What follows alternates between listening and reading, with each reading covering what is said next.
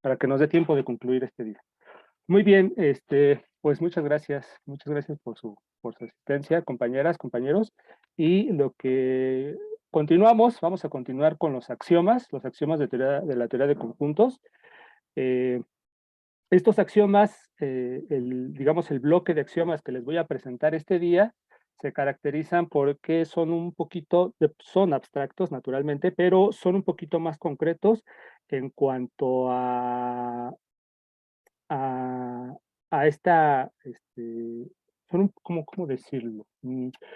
Son un poquito más concretos en cuanto a las indicaciones que nos dan para construir conjuntos. Espero que se entienda lo que dije, ¿vale? Son un poquito más precisos en este aspecto, ¿no? Nos dicen ya con un poquito más de precisión cómo podemos construir conjuntos. Acuérdense, esto es bien importante. ¿Cómo podemos construir conjuntos a partir de conjuntos ya dados? Es bien importante. Entonces, bueno, permítanme un momento. ¿Ya estoy grabando? Sí, ya estoy grabando. Ok, entonces como lo escribí aquí, los siguientes axiomas dan lugar a procesos básicos, esto es lo más básico que hay, para, y aquí échenle un buen ojo, hasta lo subrayé, construir conjuntos a partir de otros conjuntos ya dados, ¿vale? Muy bien. Entonces, el primer axioma de este bloque, que corresponde al axioma 4, es el axioma del par. Y en pocas palabras, lo que nos dice este axioma, el axioma del par, es que si yo tengo cualesquiera dos conjuntos, digamos A y B, entonces a partir de ellos puedo construir un tercer conjunto, ¿vale? Cuyos elementos de ese tercer conjunto son precisamente A y B, ¿ok? Permítanme un momento, admitir, perfecto. Entonces, más o menos esta es la idea, y ya formalmente es lo siguiente. Para cualesquiera conjuntos A y B, hay un tercer conjunto C, tal que X es elemento de C, si y solo si X es el conjunto A o X es el conjunto B, ¿ok? Entonces, a partir de A y B, puedo construir un conjunto C cuyos elementos sean exactamente los conjuntos A y B. Y a continuación hago algunas observaciones muy sencillitas, pero que siempre hay que tener en mente, ¿vale? La primera observación es que, como es de esperarse, y por definición, naturalmente, el conjunto A pertenece a C y el conjunto B pertenece a C, y de hecho estos son los dos únicos elementos de C. Ajá. Si hay un tercer conjunto, digamos Z, que pertenece a C, entonces necesariamente, a fuercitas no hay de otra, C tiene que ser A o C tiene que ser B, ¿ok? Bueno, si hay alguna duda me dicen, por favor. Eh, una segunda observación, esta fue la primera observación, una segunda observación es que C es único. ¿En qué sentido digo que C es único? En el siguiente sentido. Digamos, vamos a imaginar, ya saben que somos muy imaginativos aquí, digamos que por ahí tenemos un conjunto C' que satisface, bueno, cuyos elementos satisfacen exactamente la misma condición de membresía que el conjunto C. Es decir, que un conjunto X es elemento de C' si y solo si X es igual a A o X es igual a B. Entonces, podemos concluir a partir de esto que C' es igual a C. Espero que a todos les quede bien en claro esto que estoy diciendo.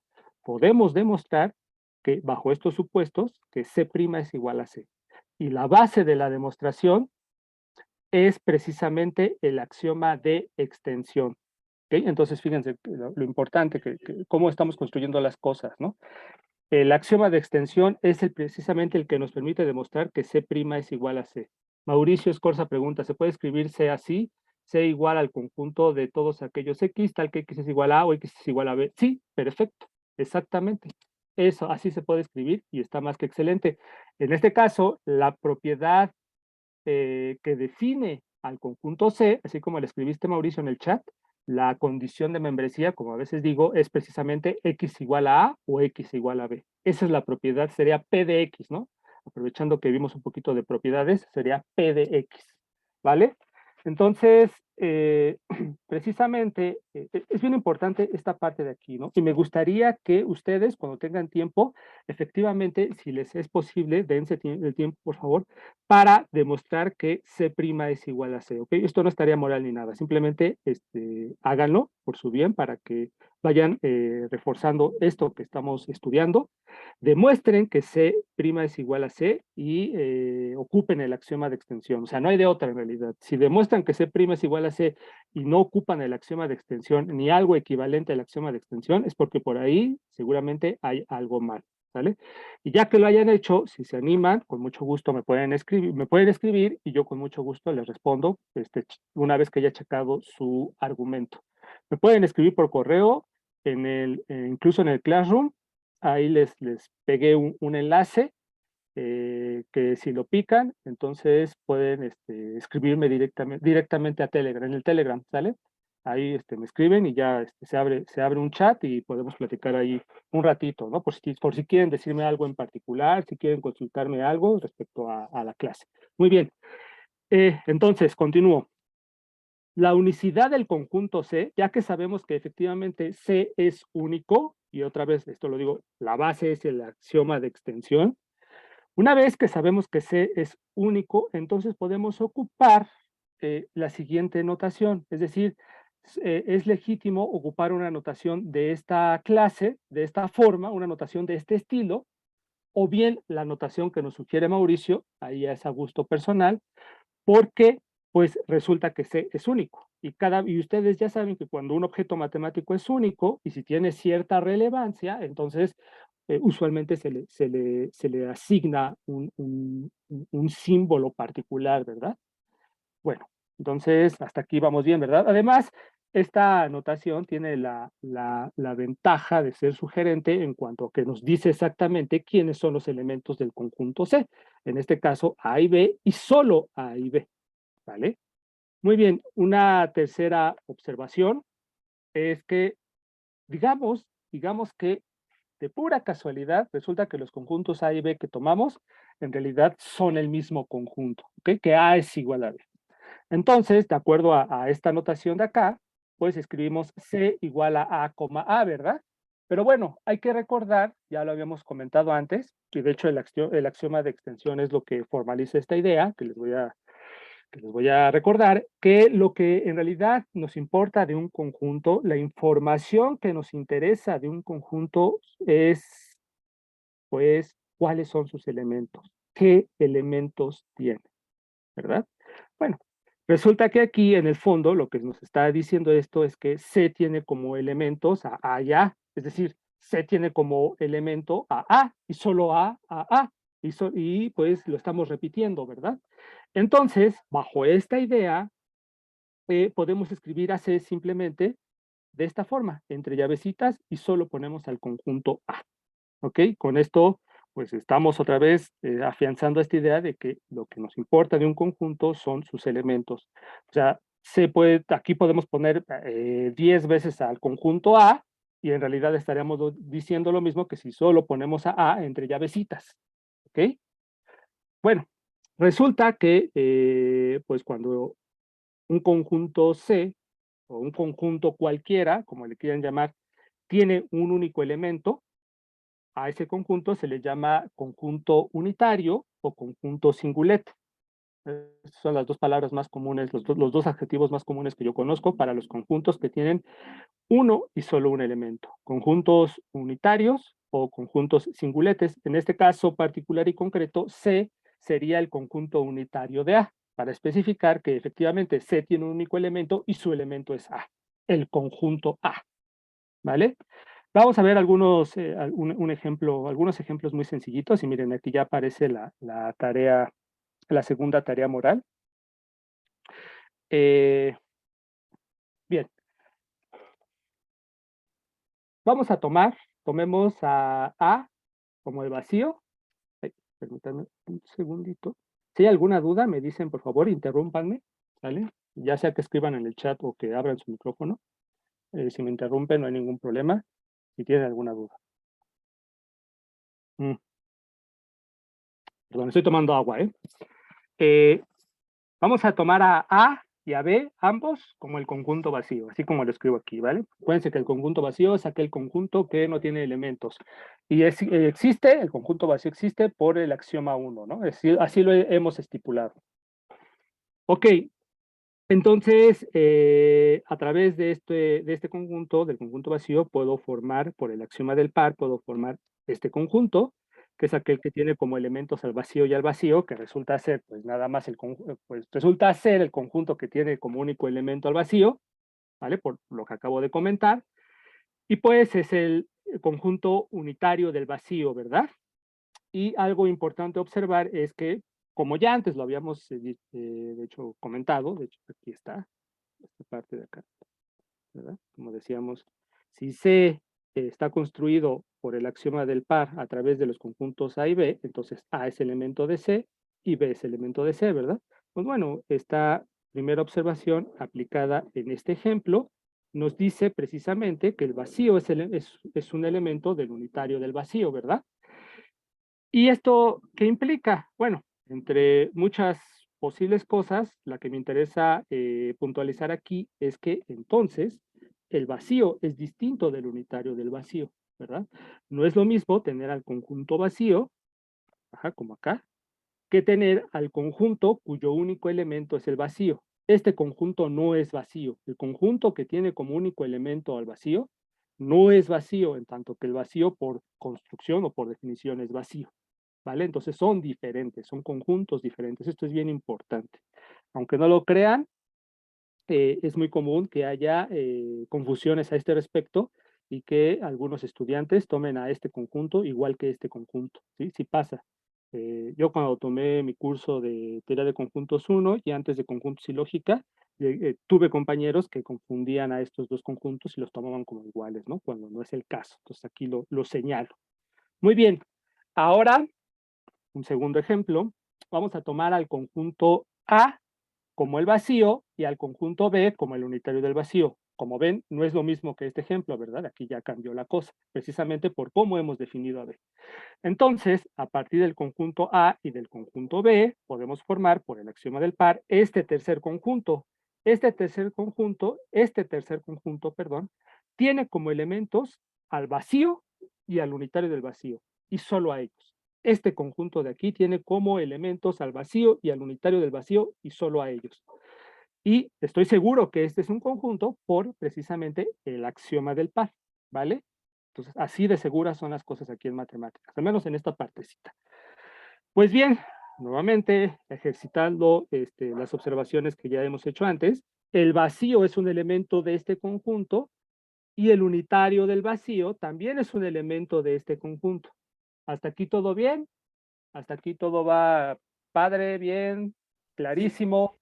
¿O hay alguna duda? Ustedes me dicen, ¿sale? Si hay alguna duda, ya saben.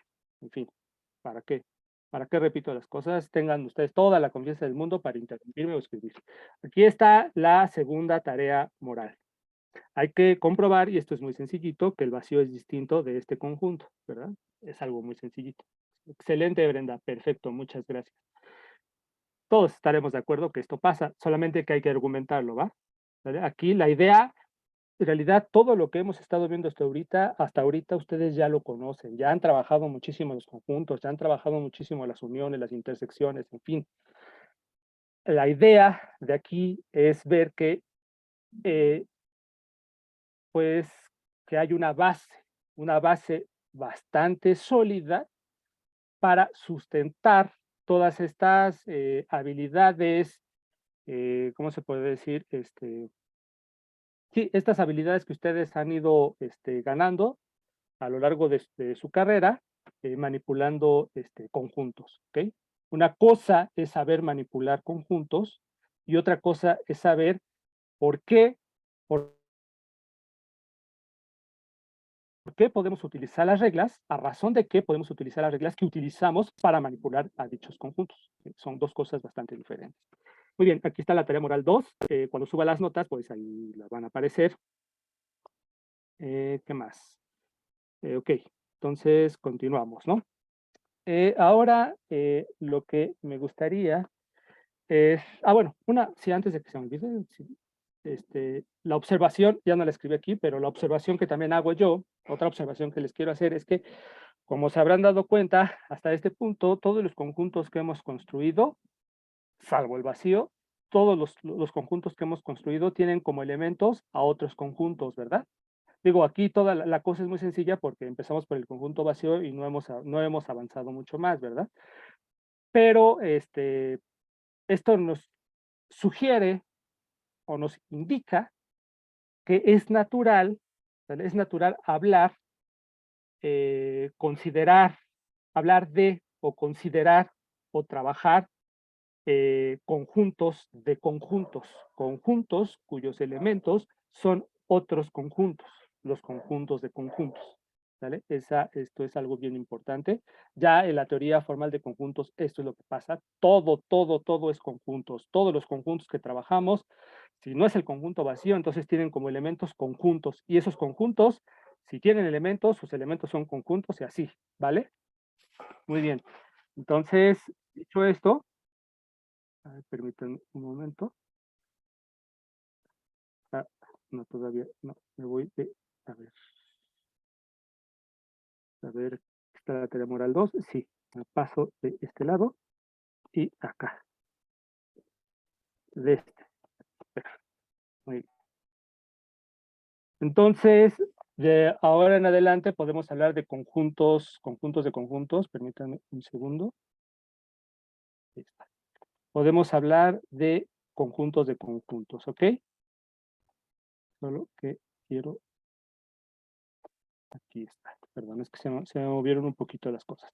Pero a ver, sí, voy a escribir la definición, ¿no? Ya no la escribí aquí, pero la voy a escribir de lo que es un conjunto de conjuntos. Va a parecer un trabalenguas, pero va a ser la pura neta, ¿no? Lo que lo escriba. Un conjunto, si ven que estoy escribiendo, ¿verdad? Bueno, estoy escribiendo lo que estoy ahorita comentando, ¿no? Si alguien no ve, me dice. Un conjunto de conjuntos, no sé por qué escribo aquí medio feo, pero bueno. Un conjunto de conjuntos es un conjunto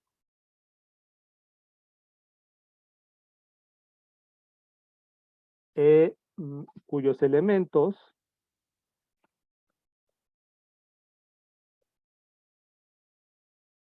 son todos conjuntos. ¿Vale? Parece un trabalenguas, pero es la puritita verdad. Ahí está. Como que la definición, ¿no? Más o menos la definición. Un conjunto de conjuntos es un conjunto cuyos elementos son todos conjuntos, ¿vale? Muy bien. Ahora sí, ya podemos hablar vamos a considerar ahora un conjunto de conjuntos C, ¿vale? Entonces, C es un conjunto que si tiene elementos, sus elementos son exclusivamente conjuntos. Entonces, resulta que a partir de C podemos construir un nuevo conjunto, que es la unión de C, ¿sí? Y el hecho de que la unión de un conjunto sea un conjunto me lo garantiza precisamente el axioma 5, el axioma de la unión. Por cierto, ayer con Christopher tuvieron la oportunidad de trabajar las operaciones, algunas de las operaciones básicas entre conjuntos y desde un punto de vista operativo, ¿verdad? Aquí lo que estamos haciendo es ver lo que hay detrás del punto de la operatividad, ¿no? Lo que hace un momento comentaba, lo que hay detrás de la manipulación algebraica de los conjuntos. Bueno, entonces, ¿qué es lo que me dice este axioma, el axioma 5? Lo que me dice es que una vez que yo tengo un conjunto de conjuntos C, puedo construir este conjunto, ¿vale? Cuyos elementos son, en pocas palabras, y lo voy a decir así rápido, los elementos de este conjunto son todos aquellos conjuntos que son elementos de los elementos de C. Sí, creo que más o menos lo dije bien. La unión de C es un conjunto y sus elementos son los elementos de los elementos del conjunto C. Empezamos con un conjunto C, un conjunto de conjunto C, y definimos su unión como el siguiente conjunto. Esta es la condición de membresía o la propiedad que define a esta clase en principio que por este axioma, resulta ser un conjunto, ¿ok?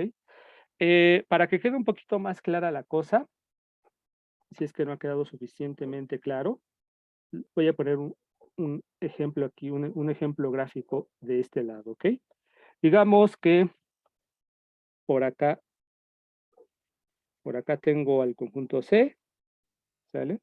Y por acá voy a hacer una bolsita que me va a representar a la unión de C. Permítanme un momento. Que me va a representar a la unión de C.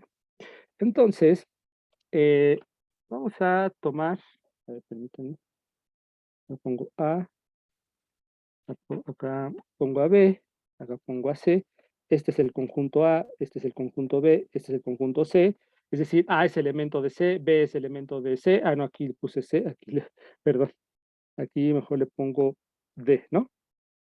Y D es elemento del conjunto C. Los elementos de A son A minúscula, B minúscula, ¿vale? Los elementos de B que sean E minúscula, F minúscula, los elementos de D que sean C minúscula y D minúscula. Muy bien, ahí está, C minúscula, D minúscula. Bueno, entonces, ¿quién es la unión de C? Para construir la unión de C, lo que les decía es que hay que fijarnos en los elementos de C. Los elementos de C son A, B, A mayúscula, B mayúscula y D mayúscula. Y los elementos de C son A, B, E, F y C y D, ¿verdad? Entonces, bueno, lo que hacemos es, digamos, tomamos al conjunto A, lo vemos como una bolsita y rompemos la bolsita y vertemos lo que contiene la bolsita A aquí, en este espacio. Entonces aquí tenemos a y aquí tenemos a B, ¿no?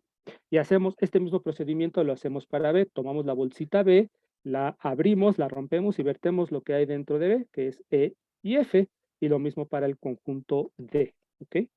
Tomamos C y D, ahí está. Y entonces esa es la unión de C, ¿ven? Entonces la unión de C tiene como elementos a los elementos de C.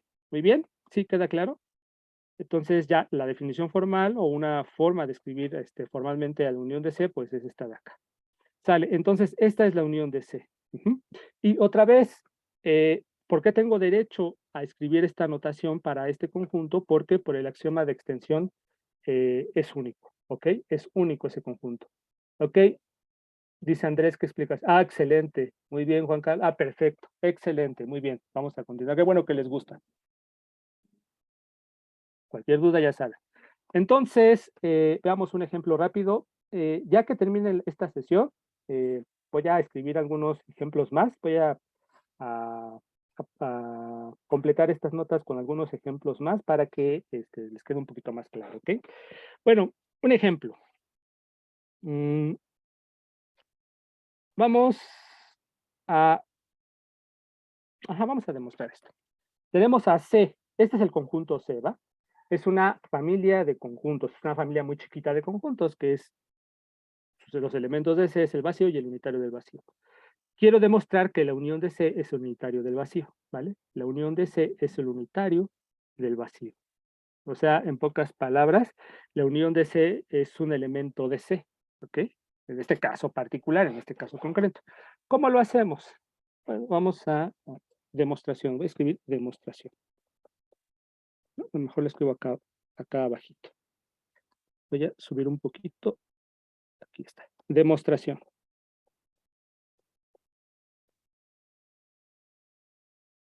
Muy bien. A ver. Pues empecemos. Una forma de abordar este problemita es, bueno, lo que buscamos es demostrar esta igualdad de conjuntos. Por un lado ya tenemos tenemos la definición formal de lo que es la unión de C, sabiendo quién es C, y por otro lado ya conocemos muy bien a este conjunto, ¿verdad? Bueno, entonces para demostrar la igualdad, bueno, vamos a tomar un elemento de la unión de C y un X cualquiera que viva en la unión de C y veamos qué es lo que satisface. Aquí es importante, desde luego, tener bien en claro qué significa que un conjunto esté viviendo en la unión de C. Hay que tener bien en claro qué es lo que tiene que satisfacer un conjunto X para que tenga permitido vivir en la unión de C. ¿Qué propiedad debe de satisfacer? ¿Vale? Eso es bien importante. Hay que tener bien en claro las definiciones. Muy bien. Entonces, sea, sí, a ver cómo lo escribo. Eh, X, a ver, tomemos, bueno, lo escribo así. X es elemento de la unión de C, ajá, a ver, mejor, a ver, permítanme un momento. Ah, sí, porque si no sería muy repetitivo. Ok. X es elemento de la unión de C, ¿sale? Si y solo si X, aquí simplemente estoy parafraseando lo que ha de satisfacer X, ¿verdad? Que es esto de acá. Ok, téngalo muy en cuenta. Si y solo si, y lo voy a poner así, si y solo si X pertenece a algún elemento de C, ¿verdad? X es elemento de A para algún A que pertenece a C. ¿Vale? Hasta aquí creo que todo va claro, ¿no? Si a alguien no le queda claro, me lo dice, por favor. Esto significa, uh, esto significa que X, permítanme, que X es elemento de la unión de C si y solo si hay que tener en cuenta ahora quiénes son los elementos de C, o sea, cuáles son los valores que puede tomar esta variable A que está representando un conjunto. Bueno, A puede ser el vacío o bien A puede ser el unitario del vacío, ¿cierto? Entonces, eso es lo que voy a escribir. Voy a subir un poquito aquí. Lo dejo así, ¿no? Si y solo si X pertenece al vacío,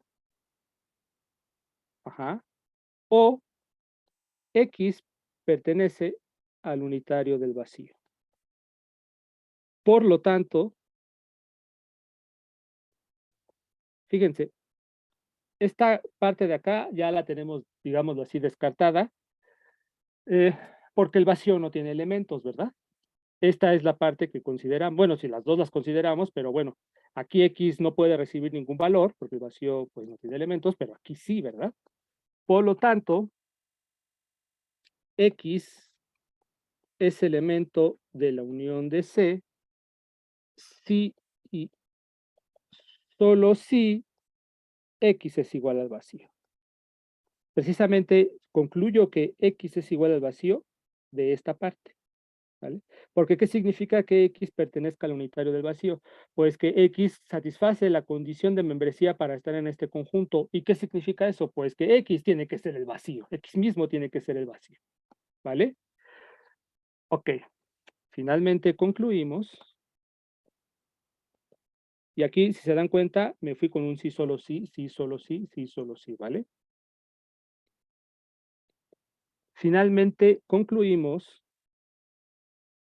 Hay que ser muy cuidadosos porque no siempre es válido el sí, solo sí. En este caso particular, sí es válido irnos con un sí, solo sí, sí, solo sí. Finalmente concluimos que la unión de C es igual al unitario del vacío, ¿vale? ¿Por qué? Porque al tomar un X en la unión de C, vimos que ese X necesariamente es el vacío. Y si X es el vacío, pues entonces X es elemento de la unión de C. Entonces tenemos esto de acá. Y ya, con eso termina la demostración, ¿vale? Entonces este es un ejemplo, ¿no? Chequen bien esta demostración. Bueno, si ahorita tienen alguna duda, díganme por favor.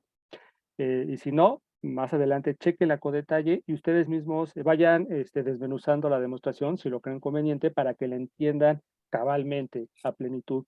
Y si tienen alguna duda, pues ya tenemos, ya saben que yo abrí todas las posibles vías de comunicación, entonces me pueden escribir en cualquier momento, por correo, por el Telegram, etcétera, ¿no? ¿Alguien tiene su micrófono abierto? Me parece que es Maite. ¿Me escuchas, Maite? Ah, gracias, Sí, gracias, perdón, Maite. perdón, aquí estoy. No vi que Sí. se abrió, perdón. Ah, no hay ningún problema, no te preocupes.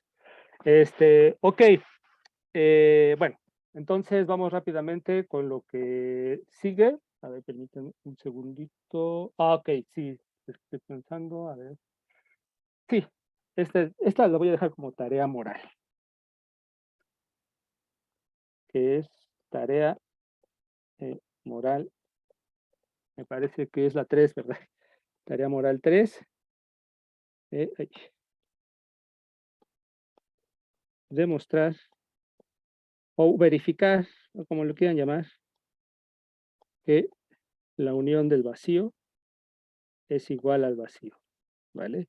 Miren, la idea de las tareas morales es que, bueno, sí, efectivamente, que tengan ahí quienes entreguen, ya saben, al menos el 50% de las tareas morales, o bien que demuestren que hicieron un buen esfuerzo para entregar tareas morales, les va a valer ahí algunas décimas extras al final de su calificación, pero también tómenlas como una oportunidad para empezar a practicar lo que estamos viendo, ¿ok?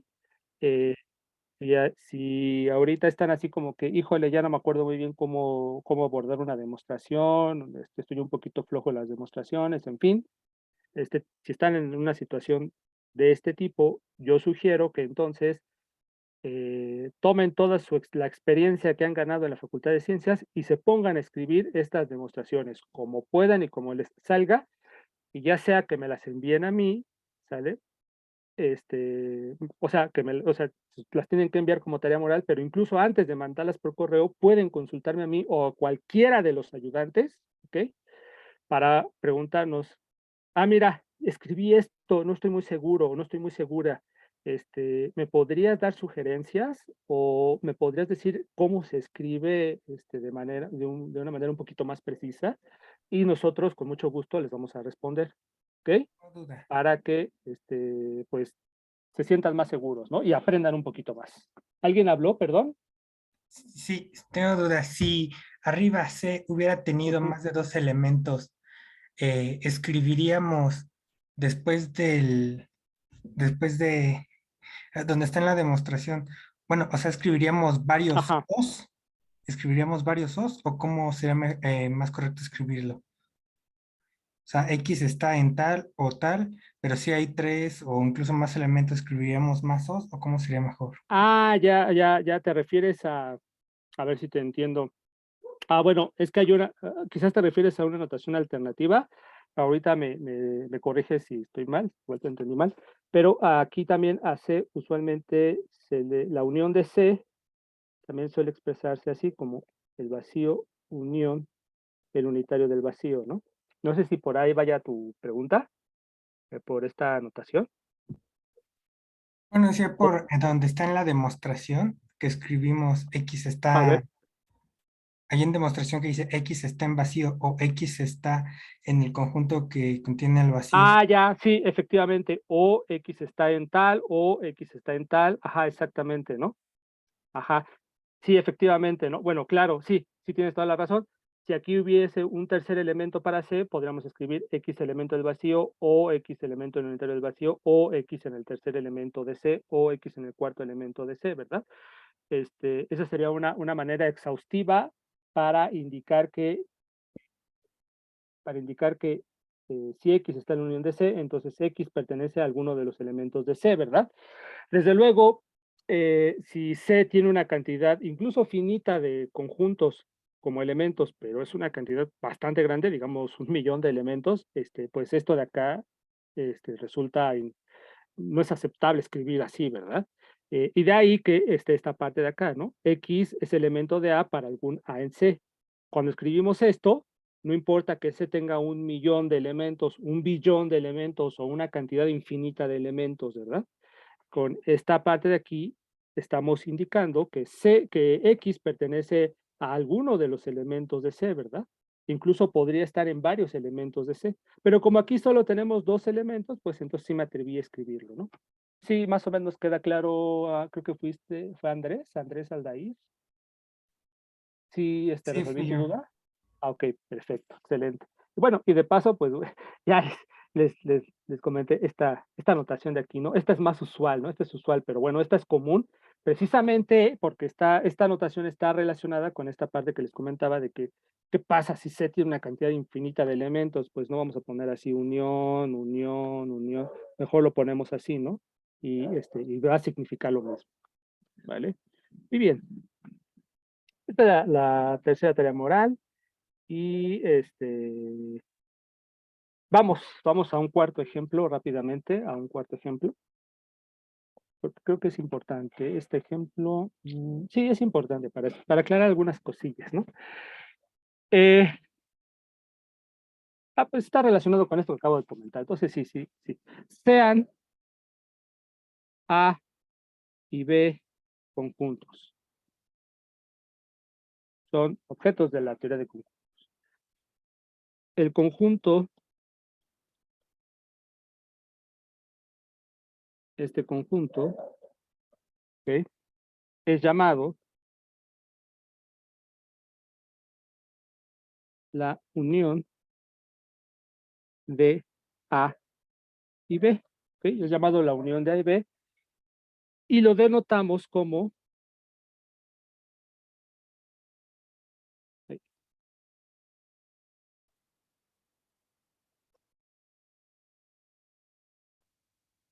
la anotación usual, A unión B, ¿vale? Significa exactamente lo mismo. Bueno, valdría la pena aquí hacer algunas pequeñas observaciones, me parece, para hacernos conscientes, ¿no?, de cómo es que estamos empleando todos los axiomas, algunos de los axiomas que ya hemos expuesto anteriormente, ¿no? Bueno, la primera cosa es que, a ver, dados ya los conjuntos A y B, eh, fíjense, en primer lugar, lo que hemos hecho es aplicar dados A y B, aplicamos el axioma del par para formar el conjunto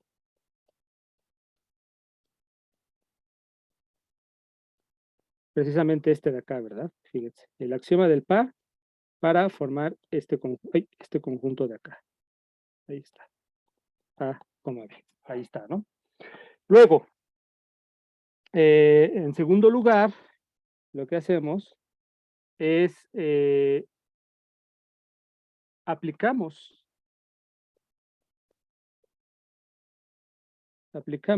el axioma de la unión, ¿verdad? El axioma de la unión, aplicamos el axioma de la unión para formar el conjunto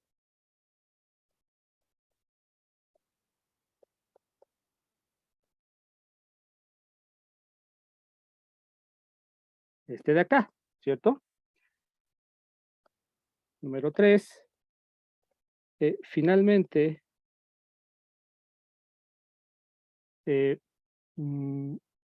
lo que sabemos es que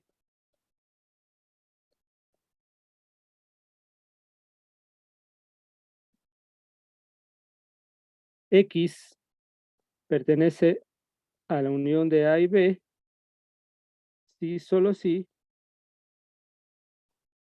X es elemento de A o X es elemento de B. ¿Ok? Entonces, observen que el axioma de extensión nos garantiza, lo voy a escribir, el axioma de extensión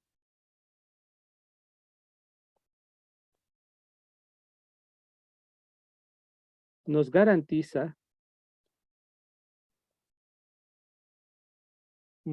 que esta cosa, este conjunto es único, ¿sale? Es único, y de ahí que sea legítimo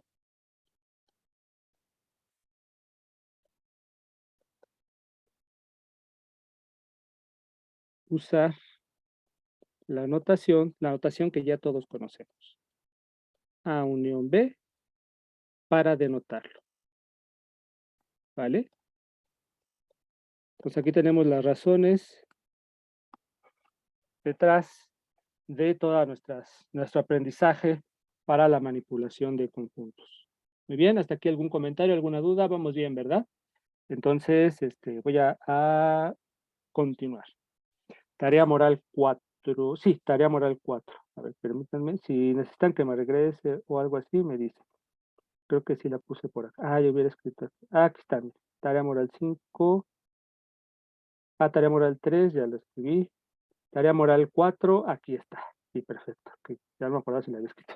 Ahí está, tarea moral 4, ¿no? Relación con la unión. Bueno, entonces, ya saben, ahí las van haciendo, por favor. Y bueno, ya, lo que les comenté. Ahora vamos a definir lo que sería para nosotros el último axioma, el axioma 6, que tiene que ver con la idea con esta relación de ser subconjunto de, que es una relación entre dos conjuntos, ¿verdad? Y para ello es importante definir el siguiente concepto, ustedes ya lo conocen muy bien, y aquí lo definimos de manera formal, ¿ok? A es un subconjunto de B. A, permítanme, voy a recibir a alguien, un segundito, por favor. A es un subconjunto de B si cualquier elemento de A, si pasa que cualquier elemento de A necesariamente pertenece a B. Es decir, A es un subconjunto de B si para todo objeto X, tal que ese objeto X pertenezca a A, necesariamente, a fuercitas, no hay de otra, debemos de concluir, o se concluye, mejor dicho, que X es un elemento de B. ¿Ok? Todo elemento de A es un elemento de B. Eso quiere decir que A sea subconjunto de B. Si A es subconjunto de B, escribimos, ya saben, la notación usual. Esta de acá o esta otra de acá. ¿Vale? Entonces, a partir de esta noción de esta relación, de hecho es una relación, sí, claro que sí, Jair, ya no sé dónde regresarme, tú me dices, me regreso por acá, ¿aquí está bien o antes, Jair?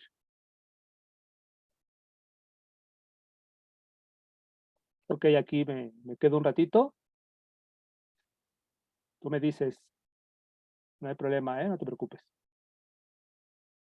Ya, perfecto, excelente, sí, sin problemas.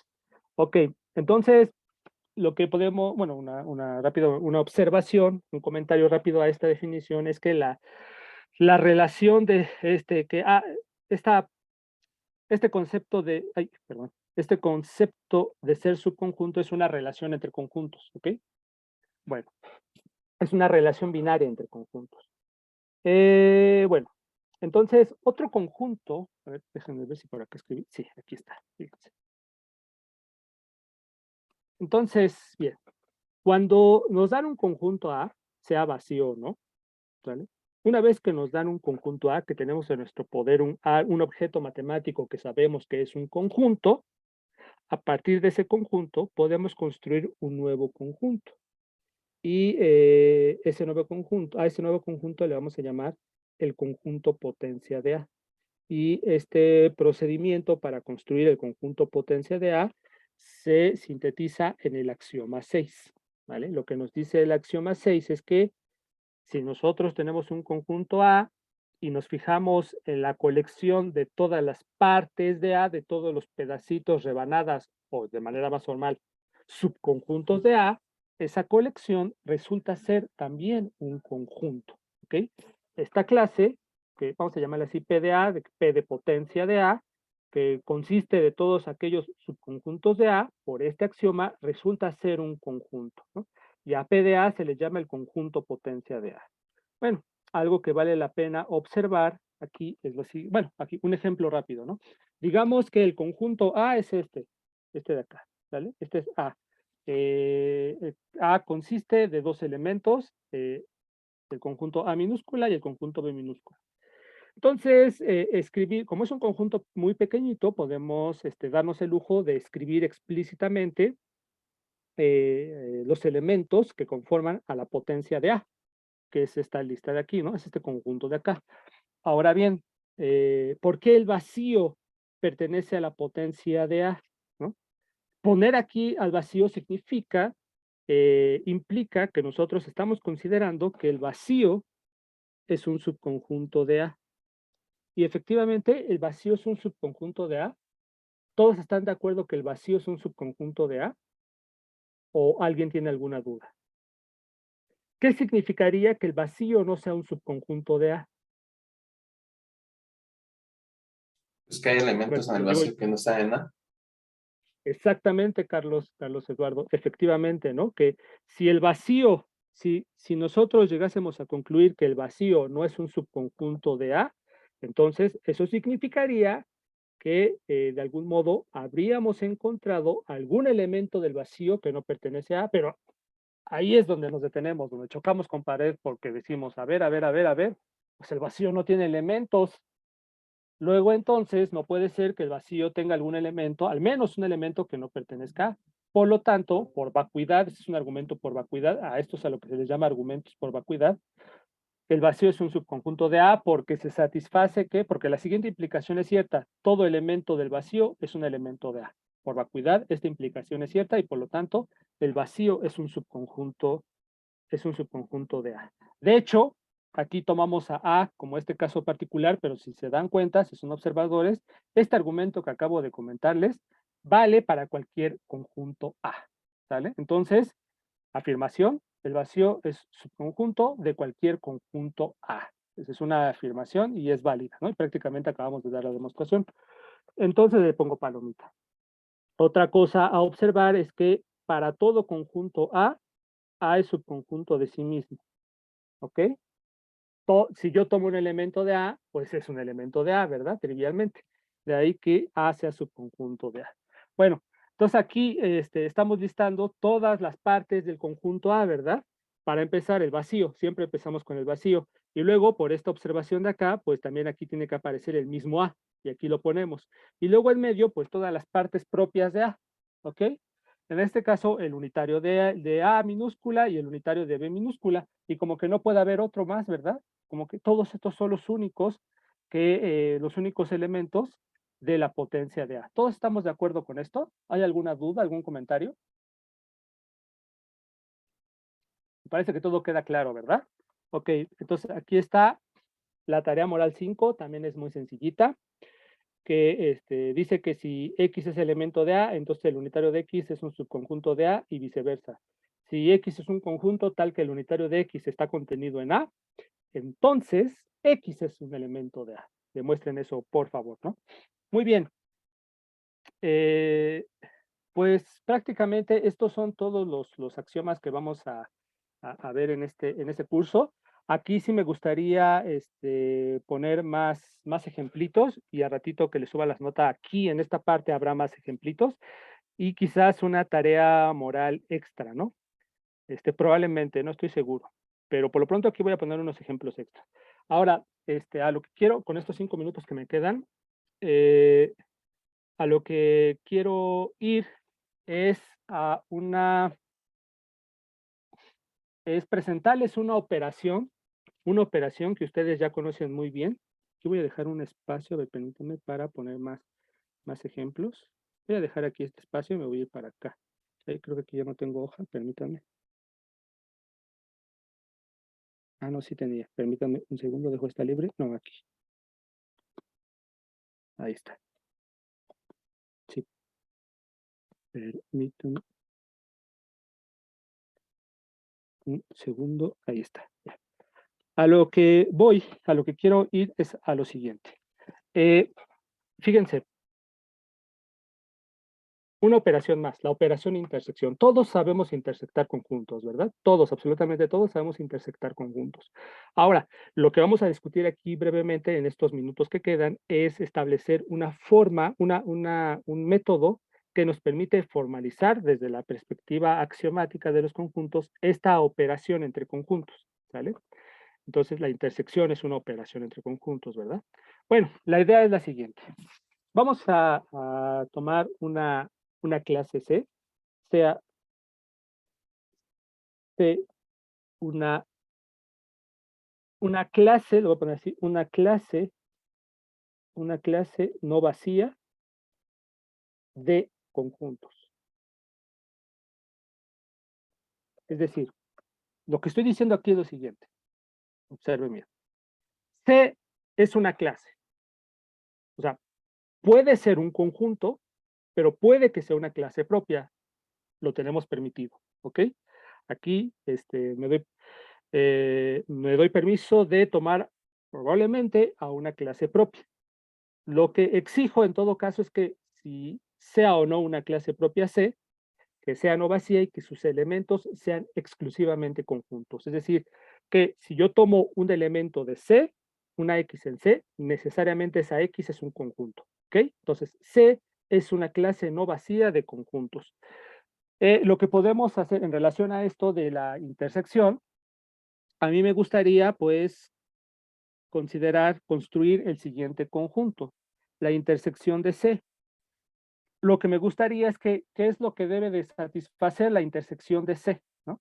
La intersección de C tiene que estar compuesta, esta clase tiene que estar compuesta por todos aquellos conjuntos X que vivan en todos y cada uno de los elementos de C. Es decir, la intersección de C tiene que ser la clase de todos aquellos conjuntos X, tal que X vive en A para todo A en C. ¿Verdad? Esta es la definición de la intersección, ¿verdad? En este caso particular, de la intersección de una clase C. Hasta aquí todos estamos de acuerdo. Precisamente esta condición me está diciendo que si algo vive en esta clase es porque viven todos y cada uno de los elementos de C. Bueno, por lo pronto esto es una clase, ¿no? Puede ser una clase propia. Lo que me gustaría en todo caso es de algún modo construir un conjunto que tenga la misma, que posea la misma información que esta clase, ¿verdad? Y eso significará que en el fondo esta cosa no es una clase propia, que esta cosa resulta ser un conjunto. ¿Ok? Entonces, a eso es a lo que quiero llegar, que podemos construir un conjunto que en el fondo tenga esta misma información, porque así estaríamos construyendo formalmente la intersección de una clase, ¿ok? O sea, la operación intersección. Muy bien. Entonces, ¿cómo hacemos esto? ¿Cómo hacemos esto? Pues empecemos así, ¿no? Como C es no vacía, es una clase no vacía, sea B en C. Vamos a tomar un elemento en C. Esta B, sabemos, por lo que acabo de comentar, sabemos que es un conjunto. B es un conjunto. No hay duda de eso, ¿vale? Entonces, fíjense la importancia que tiene que saber que B es un conjunto. Entonces, B es un conjunto y la clase, lo pongo acá, lo voy a poner así, C subíndice B, definida como todos aquellos elementos del conjunto B, tal que todos aquellos X que viven en B, tal que viven en todos y cada uno de los elementos de C, para todo A en C, ¿sí? Es un conjunto. ¿Por qué puedo garantizar que C subíndice B es un conjunto?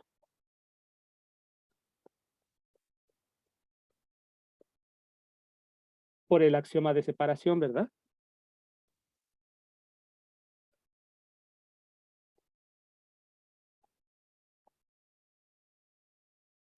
¿Sí estamos todos de acuerdo con esto?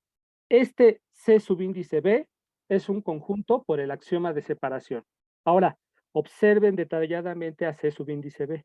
Noten que este conjunto C subíndice B tiene a todos aquellos elementos, a todos aquellos conjuntos X que viven en todos y cada uno de los elementos de C, de la clase C. Estarán de acuerdo que C subíndice B tendría que ser llamado la intersección de la clase C, ¿verdad? Porque en el fondo esa es la intersección de dos o tres o cuatro, cinco, 10, 1 millón de conjuntos. Cuando intersectamos cierta cantidad de conjuntos, cuando intersectamos cierta cantidad de conjuntos, nos estamos fijando en aquellos elementos que viven en todos y cada uno de estos conjuntos, ¿verdad? Entonces, como que tendría que ser ya prácticamente la intersección de C, ¿verdad? Y la ventaja de esto es que efectivamente es un conjunto. Pero hay un pequeño problema, hay un pequeñito problema. Ya casi terminamos, compañeros. Disculpen, les tomo otros 5 minutos a lo más. Hay un pequeño problema, que si bien ya puede ser llamado, este conjunto, que efectivamente es un conjunto, ya puede ser llamado la intersección de C, la intersección de C, o sea, en otras palabras, efectivamente este sería un conjunto, aparentemente este depende del B que escogimos en C, ¿verdad? Depende del B que escogimos en C. Es decir, alguien podría decir, bueno, ¿qué pasa si tomas un B' en C? ¿No? ¿Qué pasa si tomas un B' en C? Es decir, ¿qué pasa si yo me fijo en este cuate? Tal que X es elemento de A para todo A en C. ¿Qué pasa si me agarro a este cuate? Otra vez podemos aplicar el mismo razonamiento y sabemos que este es un conjunto, ¿verdad? Este es un conjunto A, pero a ver, aquí específico, ¿no? Hago énfasis en que B' es también un elemento de C y por lo tanto B' es un conjunto. Este como que también vendría a ser candidato para definirlo como la intersección de la clase C. ¿Sí estamos de acuerdo todos con esto? Este también es candidato, pero aquí estamos tomando otro B'. Pues bien, aquí habría este problema de que, entonces, ¿a quién tomo? ¿Tomo a este o tomo a este? Y ese es el mejor de los casos, porque pues estoy tomando, suponiendo que C solo tenga a B y a B' como elementos, pero ¿qué tal si C tiene una cantidad infinita de elementos? Para cada uno de esos elementos puedo definir un conjunto de esta naturaleza. ¿Y quién de ellos me va a definir a la intersección de C? ¿Sí me doy a entender? De la clase C. ¿Quién de ellos? ¿No? Pues la idea de fondo es, bueno, pues si pones atención, como que este y este en el fondo van a ser el mismo conjunto. Es decir, no importa que hayas tomado a B o a B', observa detalladamente cómo están definidos. Ajá. Y si lo piensas un poquito, resulta que van a ser el mismo conjunto. Entonces, si son el mismo conjunto, este problema que acabo de considerar, de que tengo precisamente esta situación de que a quién tomo, a B, a B', a B', ya no va a ser un problema, ¿sale? Eso significa que pues hay que pensar en lo siguiente, ¿no?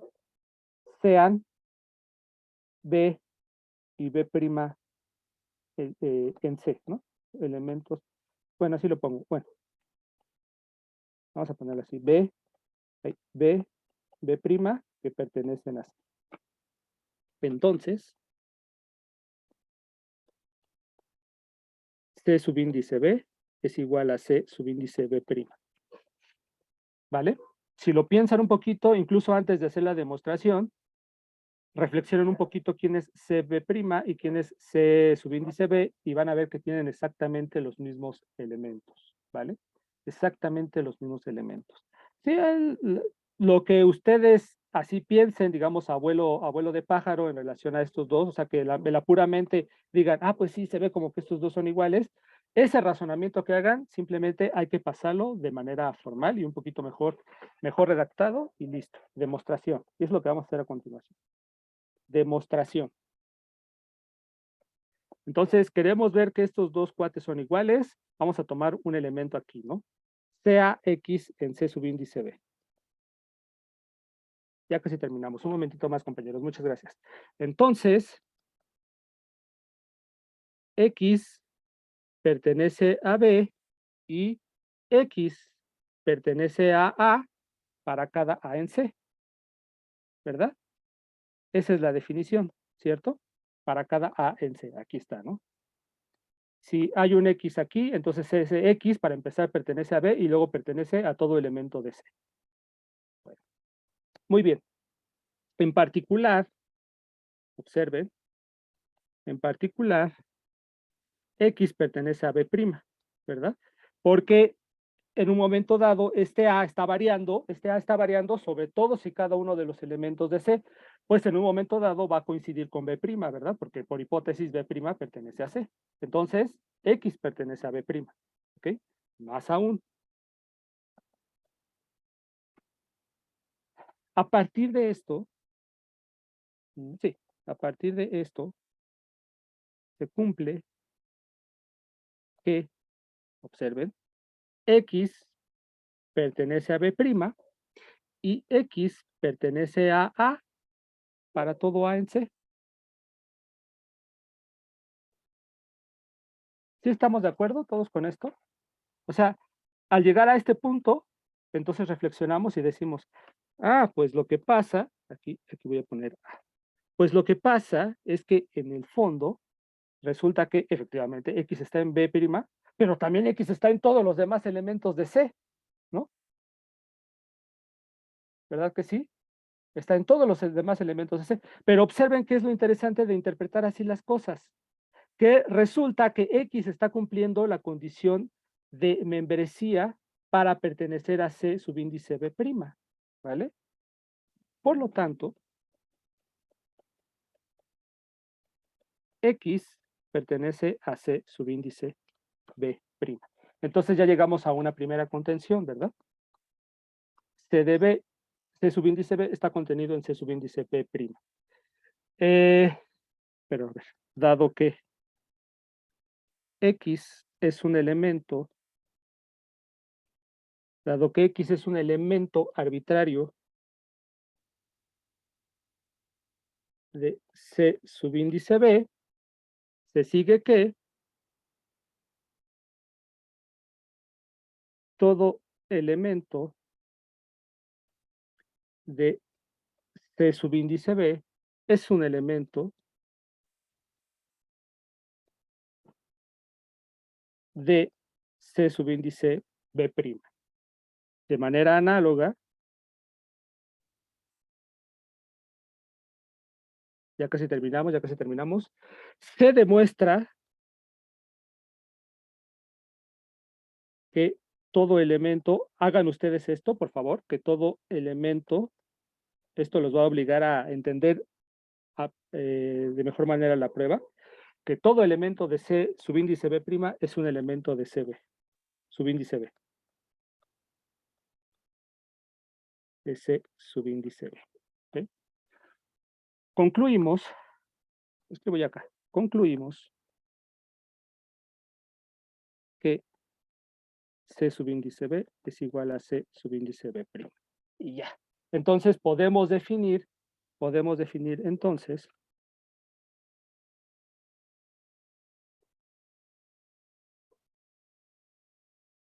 a la intersección de C como el conjunto C subíndice B, no importando quién sea B. Bueno, naturalmente B perteneciendo a C. Es decir, no importa qué elemento de C escojamos, ¿verdad?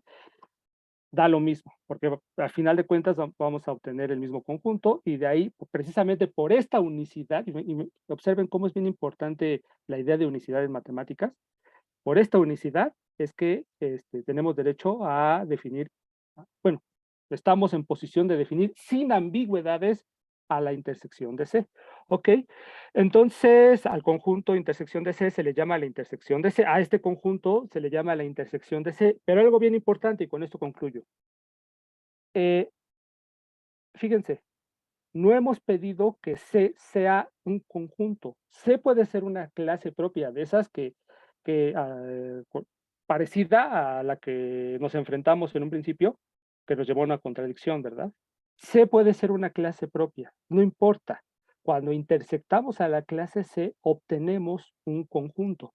Naturalmente que lo que sí pedimos es que si sea C una clase propia o no, debe de ser no vacía y todos sus elementos deben ser conjuntos. Cuando intersectamos a la clase C, obtenemos un conjunto. ¿Ok? ¿Vale? Y eso precisamente por lo que acabamos de hacer aquí, ¿no? La demostración nos dice por qué es que cuando intersectamos a C, obtenemos un conjunto. ¿Vale? Aquí está. Bueno, con esto concluimos, compañeras, compañeros, esta sección del curso. Mañana con Jessica es por el Meet y con ella todavía van a estar platicando algunas cosas de conjuntos, de los axiomas de Peano. Y la siguiente semana ya empezamos con los números reales. Sí, hay muchas cosas que platicar de conjuntos. Voy a terminar la grabación.